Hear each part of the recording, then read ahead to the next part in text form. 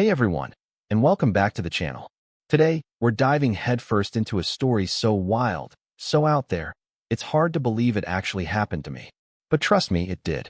It all started like any other night. Or, at least, how I thought it started.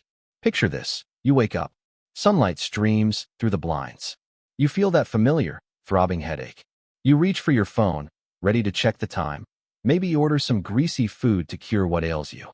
But then, you see it. You see them. The person or thing next to you isn't someone you recognize. It's not Sarah from accounting. It's not even that blurry memory of the girl from the karaoke bar. No, it's different. Very different. Imagine a shimmering, 7-foot-tall, purple-skinned alien. Yeah, that's right. I woke up next to an alien. And not just any alien. This was Zorp. And, as I quickly discovered, we were married. Now, I know what you're thinking. How? What? When?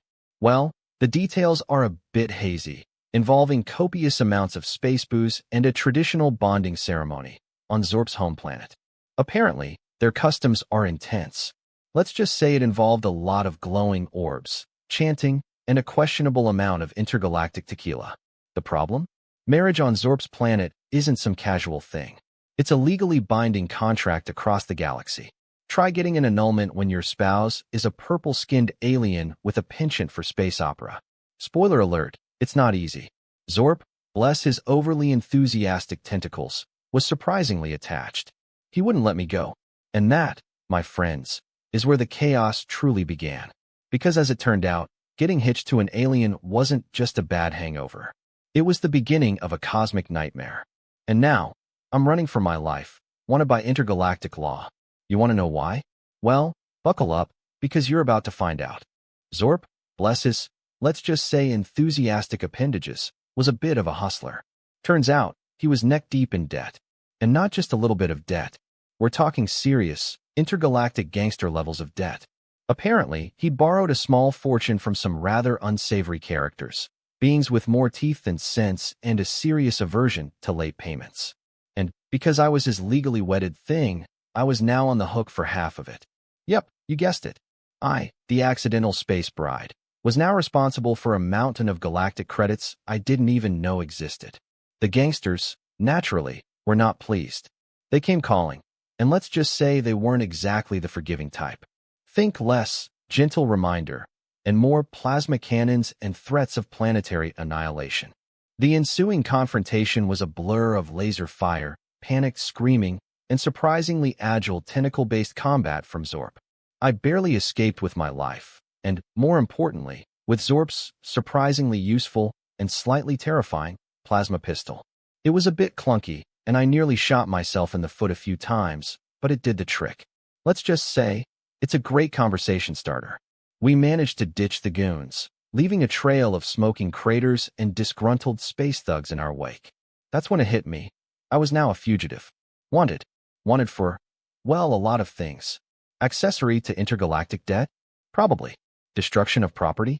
Definitely. Assault with a deadly weapon, the plasma pistol, of course. Almost certainly. And the list just kept growing. That's when I knew I had to get out of there. I had to disappear. We had to vanish into the vast, unforgiving expanse of space. And so began my life on the run. A life filled with dodgy spaceports, questionable allies, and a constant, gnawing fear of capture. It wasn't exactly the happily ever after I'd envisioned when I woke up that morning. But hey, at least it was an adventure. And, little did I know, the real adventure was just beginning. Because the debt, the gangsters, the plasma pistol, it was all just a distraction. A prelude to something far, far bigger. The next few weeks, maybe months, honestly, they're all a blur. It was a whirlwind of near misses and close calls. Imagine trying to hide from intergalactic bounty hunters while simultaneously learning to pilot a spaceship that looked like it was held together with duct tape and hope. Yeah, that was my life. I had to adapt, and fast. I learned to navigate through asteroid fields, evade laser fire, and even hotwire a few less than reputable starships. Zorp, surprisingly, was a great teacher, even if his methods were a bit unconventional. He'd shout instructions in his native tongue while simultaneously dodging blaster bolts. It was chaos, but it worked. And the language barrier? Forget it. I'm fluent in Klingon now. Thanks, Zorp. Who knew those Star Trek marathons would actually come in handy? Turns out, the galaxy is full of Klingon, and knowing how to insult them in their own language can save your life. Or, at the very least, buy you some time. We jumped from planet to planet, always one step ahead of our pursuers. I became a master of disguise, a chameleon blending into the seedy underbelly of the cosmos. I've outsmarted space pirates, double-crossed galactic smugglers, and even managed to con a few of the galaxy's most ruthless crime lords. I was starting to feel almost free, almost safe. But just when I thought we'd shaken off the last of our pursuers, just when I started to believe we might actually have a shot at a normal life, that's when the truth came out. And let me tell you, it wasn't pretty. It wasn't about the debt. It wasn't about love or some weird alien mating ritual. It was something far more sinister.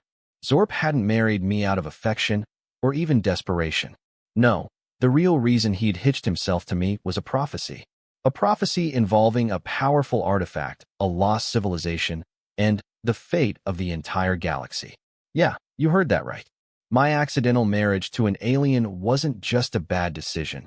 It was the pivotal moment in a cosmic struggle for survival. And I, the hungover human, was right in the middle of it. I had a feeling my life was about to get even more complicated. And, let's be honest, after everything I'd been through, I was starting to get used to it.